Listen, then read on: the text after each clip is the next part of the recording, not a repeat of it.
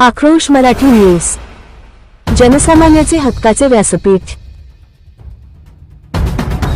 जावली तालुक्यातील भामघर येथे आषाढी एकादशी मोठ्या भक्तिभावाने व उत्साहात साजरी।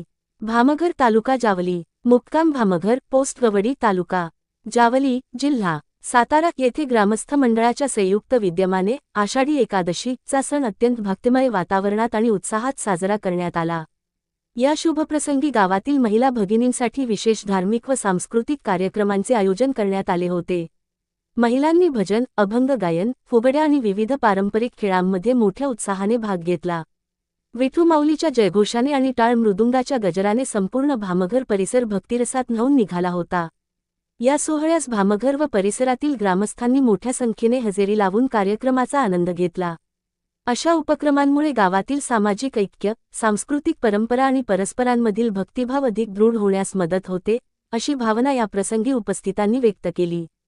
हा सोहळा सर्व ग्रामस्थांच्या अभूतपूर्व प्रतिसादात अत्यंत आनंदात पार पडला। आक्रोश मराठी न्यूजसाठी प्रतिनिधी मोहन खुडे।